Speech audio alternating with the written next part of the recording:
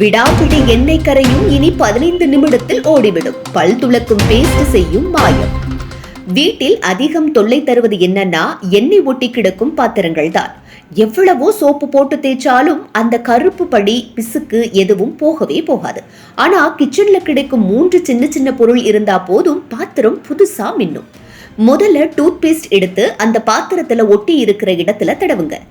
Tooth paste பற்களை சுத்தம் பண்ணுவதோட பாத்திரத்துல இருக்கிற எண்ணெய் படியையும் தளர வைக்கும். அதுக்கப்புறம் அரை எலுமிச்சை சாறை பிழிஞ்சு வையுங்க. லெமன்ல இருக்கிற அமிலம் அழுக்கை கரைக்கும் சக்தி இருக்கு. அதோட நல்ல மணமும் வரும். இப்போ அதுக்கு மேல சிறிது பேக்கிங் சோடா சேருங்க. உடனே புட்டு புட்டுன்னு நுர வரும். அதுதான் பாத்திரத்துல இருக்கிற பிடிவாதமான எண்ணெயை கரைக்க தொடங்கும். இந்த கலவையை எடுத்து டூத் பேஸ்ட் தடவிய பாத்திரத்துக்கு தடவி ஒரு நாரை எடுத்து நல்லா தேய்க்க ஆரம்பிங்க. நிமிஷங்கள்ல ஒட்டி கிடக்கிற அழுக்குகள் சிட்டா பறந்து போகும்.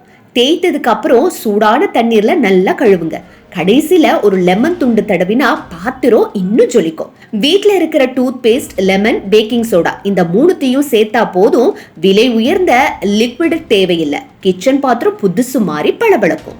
எண்ணெய் ஒட்டி கிடக்கிற பாத்திரங்களை சுத்தம் செய்யாம விட்டா அது காலப்போக்குல அடுக்கடுக்கா படிந்து கடினமாகிடும்.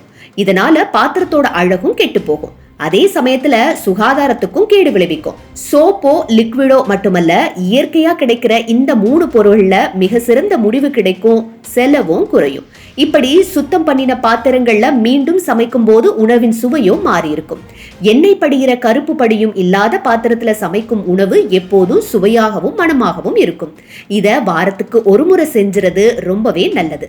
பாத்திரம் எப்போதும் புதுசு போல இருக்கும். இதனால கிச்சன் சுத்தமாக உங்களுக்கே மன நிறைவா கூட இருக்கும்.